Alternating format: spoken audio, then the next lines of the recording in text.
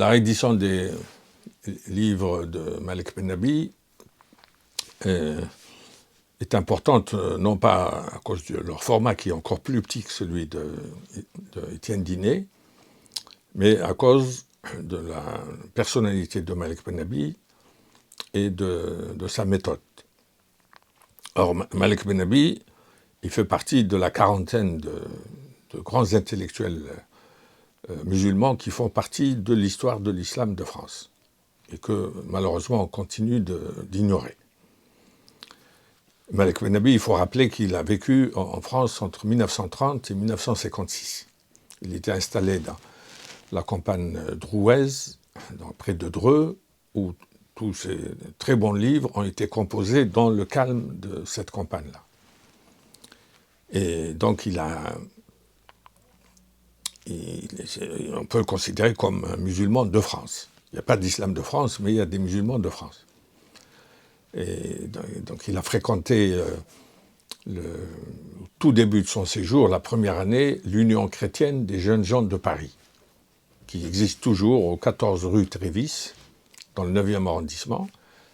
C'est un club, un restaurant universitaire, une cité universitaire et une bibliothèque où les gens y allaient pour débattre. Donc il était mêlé au dialogue islamo-chrétien vraiment avant la lettre. Et il dit que c'est la fréquentation de cette association qui a conforté sa culture religieuse, pas seulement sur l'islam. À un moment où les étudiants arabes qui restaient au quartier latin se désislamisaient au bout de quelques mois. Alors, chez Malik Ben Nabi, c'est l'inverse. Donc il a une réflexion moderne sur tout ce qui est religieux. Et par la suite, il a été en contact avec l'AMNAF, l'association des étudiants musulmans nord-africains, qui avait été créée en 1927 par un militant tunisien qui était d'orientation nationaliste. Et chaque nouveau venu, on lui proposait de choisir le thème d'une conférence qu'on l'invite à prononcer. Or, Ben Nabi, il a choisi tout de suite comme thème « Pourquoi sommes-nous musulmans ?» Et c'est une conférence qui a eu des échos extraordinaires, au-delà du cercle restreint de la rue Rollin, parce que la MNAF était au 16 rue Rollin, pas loin de la mosquée. Et ce succès lui a valu un raz-de-marée à l'élection, le mois d'après, du bureau de l'AMNAF. Il a été élu président presque à 100%. Mais lui, qui était venu faire des études d'ingénieur, il s'est désisté en faveur de quelqu'un qu'il appellera mon maître, qui s'appelait Hamoud Ibn Saïd, qui était un étudiant plus âgé que lui, et qui était inscrit en islamologie et en philosophie. C'est lui qui l'a initié aux études islamiques. Et donc cette fréquentation, le fait de rester longtemps en France après le départ des étudiants orientaux, dès qu'ils soutiennent leur thèse, ils ont un poste, ils oublient la parenthèse parisienne. Or, Ben Nabi a vu défiler à Paris des vagues d'étudiants arabes, musulmans, des étudiants de l'Azhar, les étudiants qui viennent d'Extrême-Orient, et il avait vu la fascination pour la modernité, qui se faisait au détriment de la sensibilité religieuse. Et ça a été aggravé après la Deuxième Guerre mondiale par la vague et la vogue marxiste. Tous les étudiants étaient gérés que par le marxisme. Et c'est ce qui l'a amené à publier son premier livre, Le phénomène coranique, qui est une réflexion sur le fait religieux. Et où il propose une nouvelle méthode d'étude du Coran. Il a dit, Tabari, c'est 30 volumes. Un musulman moderne n'a pas le temps de lire ça. D'abord, il n'a pas accès à l'arabe, et il n'a pas la sensibilité qui permettait ce qu'on appelait l'ijaz. L'ijaz al-Qur'ani, le fait de croire au caractère surhumain du verbe coranique. Il a dit, nous n'avons pas le sens de la langue qu'avaient les gens de Quraysh. Donc lui, il a proposé une notre méthode pour démontrer que le Coran est une vraie révélation. Un des exemples, la comparaison de la sourate 12 de Joseph avec le même récit de l'Ancien Testament, du chapitre Genèse. Le personnage central de ce récit, il s'appelle Putiphar. C'est le nom du notable qui a recueilli Joseph quand ses frères l'ont jeté au fond d'un puits. Ses demi-frères, qui sont des faux frères aussi. Alors, on l'appelle Putiphar. Or, le Coran l'appelle l'Aziz. Mra'atul Aziz turawidu fataha. Ya ayyul Azizu. Or, Ben Nabi, qui était très éclectique dans ses choix, il a appris que l'Aziz, d'après les spécialistes de la langue égyptienne ancienne, c'est la traduction littérale du mot Putiphar, qui a un sens étymologique. Ça veut dire le puissant. Et donc le Coran a arabisé totalement le récit, y compris le patronyme de celui qui a recueilli Joseph. Donc question, est-ce que Mohammed ben Abdillah, qui n'a jamais étudié, connaissait suffisamment la langue de l'Égypte ancienne au point de traduire le mot Putiphar? C'est totalement improbable. Donc ça ne vient pas de Mohammed ben Abdillah. Et Ben Nabi a dit, il faut multiplier les recherches pour mettre en avant des exemples comme ça qui montrent que le prophète n'est qu'un transmetteur d'une révélation qu'on appelle Tanzil, Bil-Haqqi anzalnahu wa bil-Haqqi nazal. Et donc il voulait inaugurer, à partir de sa culture très moderne, philosophique, il voulait lire directement le Coran sans passer par la gangue d'abord orientaliste, ensuite même philologique ou juridique musulmane, aussi respectable soit-elle. Et après, il est passé au problème du monde musulman. Donc, Ben Nabi, on peut l'appeler musulmanologue beaucoup plus qu'islamologue. L'islam, il a démontré donc la véracité de l'islam en démontrant l'authenticité de la révélation coranique. Après, il s'est consacré à l'étude des faiblesses du monde musulman et des moyens d'en sortir. Donc ça l'a conduit à l'idée de colonisabilité. Il a dit, nous nous plaignons du colonialisme, qui est un mal absolu. Il le compare au nazisme.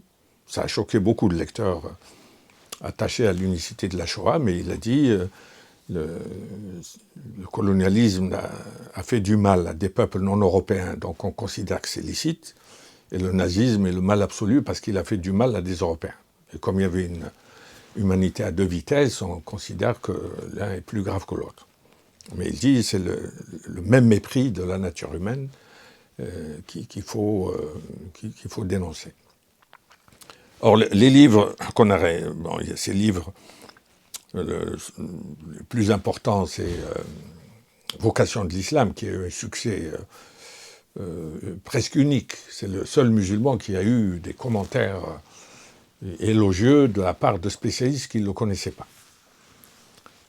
Mais là, on réédite ce qui peut constituer l'opéra minora. C'est l'œuvre mineure d'un auteur. C'est-à-dire ces petits livres, ces articles, quand on les rassemble, ça donne l'opéra minora. Or, le texte dont la réédition coïncide avec l'actualité, après le rapport Stora sur les mémoires coloniales, les mémoires franco-françaises, les descendants des porteurs de valises, les descendants de l'OAS, les officiels français veulent les réconcilier, on ne sait pas ce que ça va donner, mais la guerre d'Algérie s'est quand même produite en Algérie. Et donc il y a la mémoire algérienne, et la manière dont cette guerre a été appréciée par un grand intellectuel qui a quitté donc, le calme de la campagne drouaise pour se rendre au Caire et se mettre au service de la révolution algérienne. Or, il y a deux textes dans ce petit livre. Un, c'est un texte qu'il a publié en juin 1957 qui s'appelle SOS Algérie. Et c'était après l'ébruitement des méthodes qu'on appelait pacification. Il fallait mettre toutes sortes de guillemets à pacification parce que c'était des horreurs quotidiennes qui n'étaient pas médiatisées.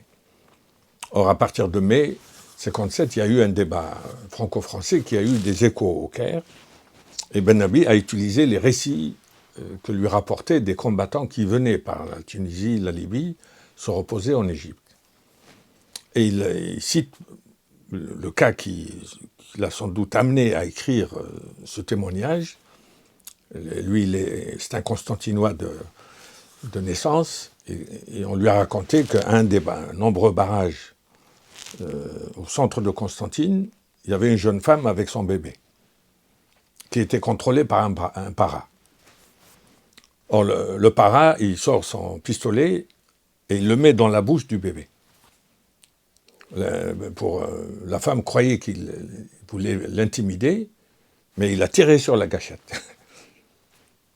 Et Ben Ali a dit, le gouvernement Guy Mollet est en train d'abjurer les valeurs chrétiennes et les valeurs françaises, celles de la Révolution française, du respect de la personne humaine. Et donc il dit que lui, il était contre toute victimisation.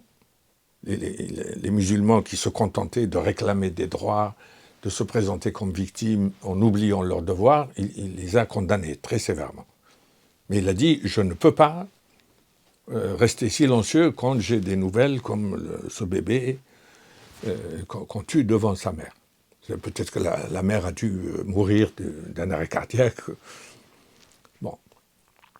Et il a fait ça aussi pour la mémoire du Cheikh Al-Arabi Tbessi, qui était le vice-président de l'association des ulama musulmans d'Algérie, et qui a été enlevé dans la nuit du 7-8 avril 1957. Et jusqu'à maintenant, c'est un disparu. Maintenant, il y a des disparus qui font l'objet d'une reconnaissance, leurs descendants de titre officiel. Le Cheikh Al-Arabi devrait faire partie de cette liste, si on veut aller jusqu'au bout. Et l'enlèvement de Cheikh Al-Arabi lui a fait découvrir l'ampleur de la désinformation. Les agences de presse, Reuters notamment, a annoncé en quelques lignes l'enlèvement de Cheikh Al-Arabi, un traître à la révolution algérienne, enlevé à Alger. Et les chefs des ulama ont eu peur d'envoyer un démenti à cette agence. Et Ben Ali a dit non, le Cheikh Al-Arabi, c'est l'artisan de la renaissance religieuse et morale du peuple algérien, qui était en contact avec le FLN. Et donc c'est ce qui l'a amené à protester. Et dans ce texte qu'il a appelé SOS Algérie, en arabe, Najda, au secours, Sha'b al-Jazairi Yubad, on est en train d'exterminer le peuple algérien. Et Ben Ali, qui était très rigoureux dans le choix des mots, il n'hésite pas à parler de génocide.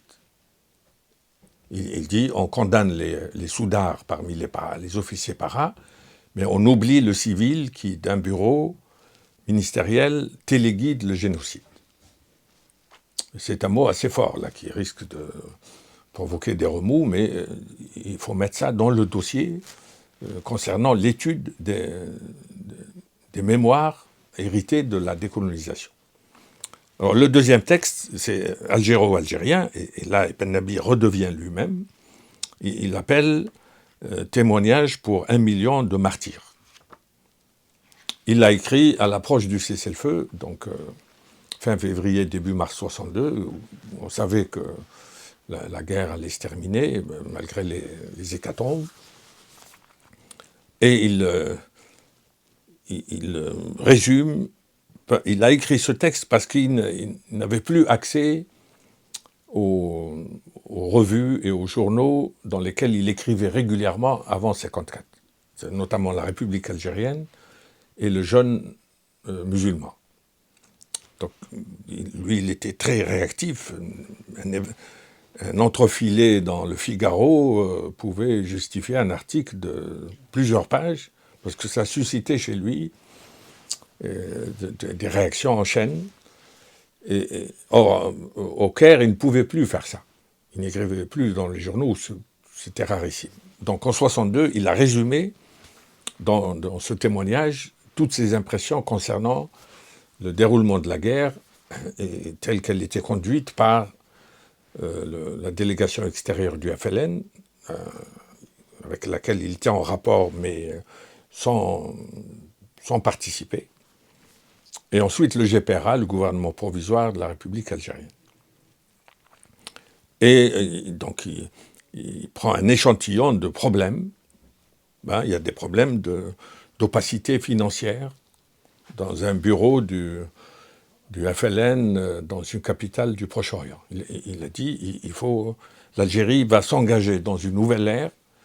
Elle ne peut pas continuer dans la même obscurité, le même refus du débat. Il faut bâtir l'état de droit algérien dont les Algériens ont besoin sur des bases solides.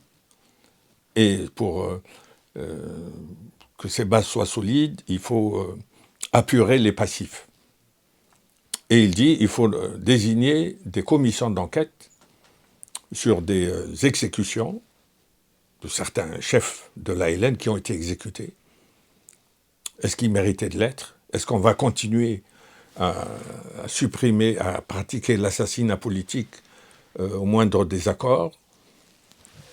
Et il a proposé la convocation d'un congrès algérien, à l'image du congrès musulman algérien de 1936, qui a regroupé toutes les tendances. L'association des ulama, le docteur Benjelloul qui était un laïc, Farhat Abbas qui était assimilationniste, et même le Parti communiste a adhéré. Or, lui, il a dit il faut un congrès comparable où il faut inviter et Messali Hadj et le Parti communiste algérien. Or, Messali, le MNA et le FLN se sont entretués pendant la guerre. Il a dit il faut la réconciliation nationale et intégrer ces tendances dans une vie politique algérienne démocratique. Le Parti communiste n'était pas sa tasse de thé. Ils ont été très sévères contre ses livres parce qu'ils lui reprochaient son spiritualisme. Et il a dit ils font partie du décor algérien, il faut les inviter.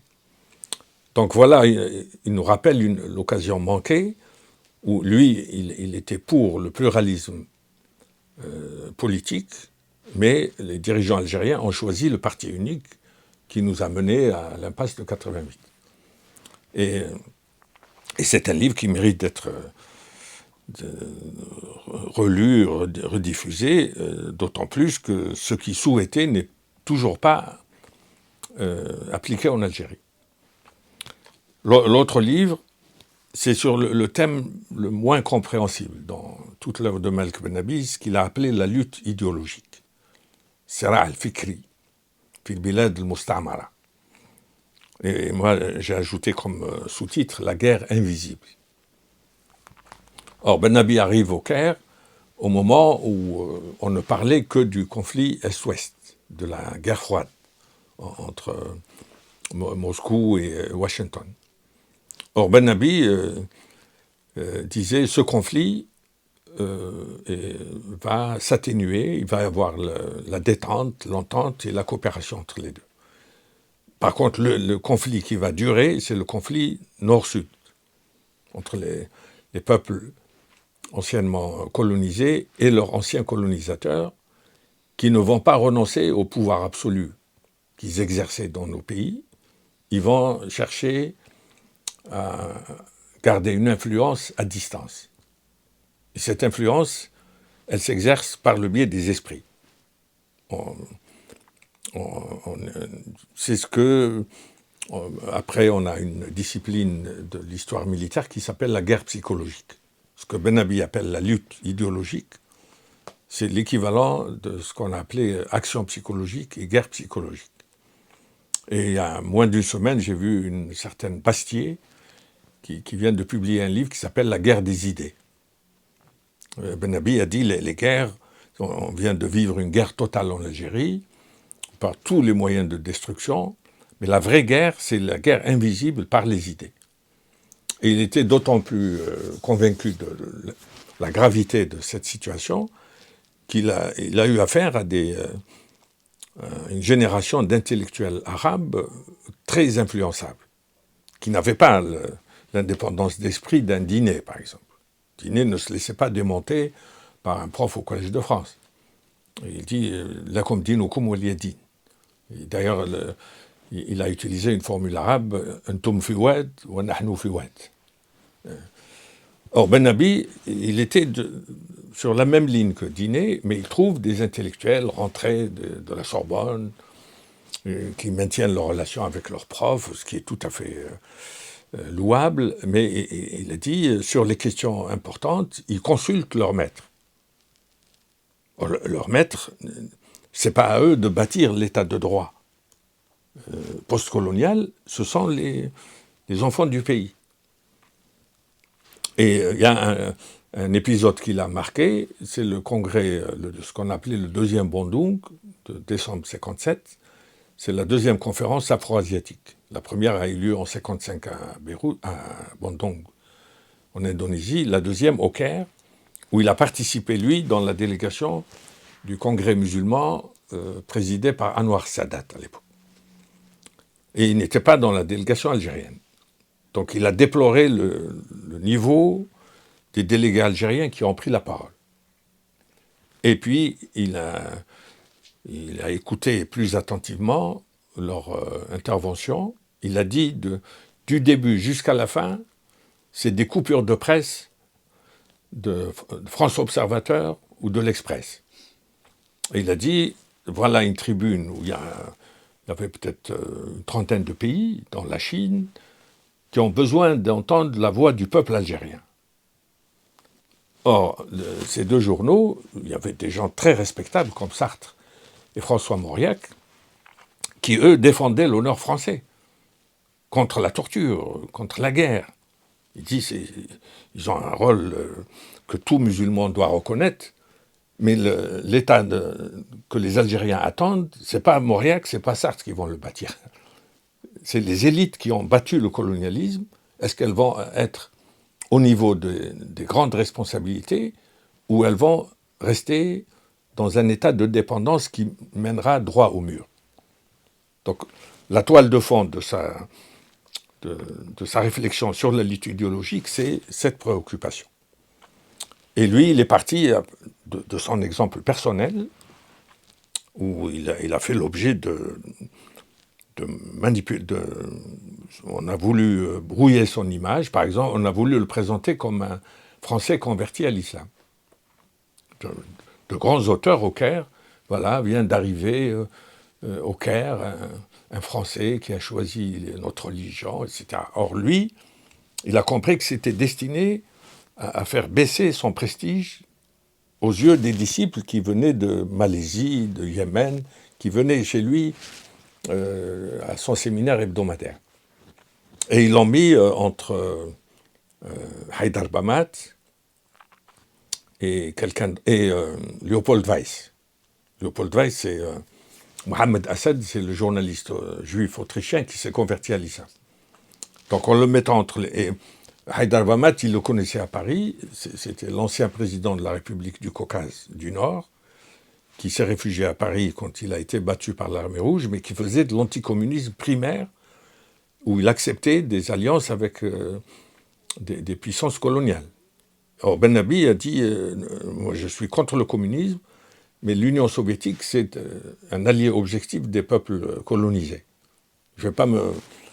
Et donc le fait de le mettre entre les deux a dit, moi, on voulait m'enfermer pour m'empêcher d'avoir une audience, parce qu'il était déjà très connu par les élites qui ont étudié à Paris quand son livre est sorti en 1954. D'ailleurs, ils ont commencé par des éditions pirates. Les étudiants qui étaient à Paris, ils ont vu le succès. Il y en a un qui a fondé une maison d'édition, il l'a traduit, et il l'a traduit et signé de son nom. Même Ben Abi n'est pas cité. Et ensuite, il y avait le pacte de Bagdad à l'époque. Le pacte de Bagdad, c'est des coalitions militaires entre la monarchie irakienne, le Pakistan et la Turquie contre Nasser et contre l'Union soviétique. Donc on voulait l'annexer. Un auteur prestigieux, chacun voulait le mettre à son service, les Séoudiens aussi. Et lui, très pieux, etc. Mais il a préféré rester dans le neutralisme positif qui était prêché par Nasser. D'où les conflits qu'il aura avec les frères musulmans, qui lui reprochaient d'avoir eu des relations avec les ministres nassériens qui avaient réprimé les frères musulmans. Alors ces deux livres, surtout le deuxième, La lutte idéologique, on comprend si on contextualise. On ne prend pas uniquement les textes de manière désincarnée, et c'est ce contexte très troublé que découvre Ben Nabi au Caire qui lui a inspiré cette idée de lutte idéologique à laquelle il tenait jusqu'à la fin de sa vie en 1973 en Algérie, parce que les exemples se sont multipliés. Et donc ce sont des livres qui restent toujours d'actualité, parce que la manipulation des esprits est devenue beaucoup plus néfaste. Lui, il a eu un sixième sens où il a senti avant beaucoup d'autres, et elle peut être utile non seulement aux jeunes musulmans en France qui ont besoin de découvrir leurs aînés. Ils ne sont pas nés d'une génération spontanée. L'islam en France a une histoire, et une histoire intellectuelle, et nous avons besoin de nous inspirer des bons exemples. Et Malik Ben Nabi arrive en tête de ces bons exemples, vu sa rigueur, son honnêteté, son refus de la victimisation. Il a dit il faut d'abord faire son devoir avant de réclamer les droits. Alors nous avons des générations qui héritent de SOS Racisme, qui a inculqué aux jeunes issus de l'immigration un discours que sur les droits. Et Ben Nabi a dit non, la vie sociale est équilibrée quand il y a une parité entre les droits et les devoirs. Et puis il a une manière très cartésienne. Lui, il était assez proche des ulama algériens sans en faire partie. Il a dit, je voulais créer un courant au sein du mouvement réformateur algérien qu'il voulait appeler l'islah cartésien. L'islah, c'est la réforme, mais avec un esprit moderne. Et donc c'est en cela que Malik Ben Nabi, vu sa date de naissance, c'est l'homme d'avant-hier, mais c'est l'homme d'aujourd'hui, d'après-demain.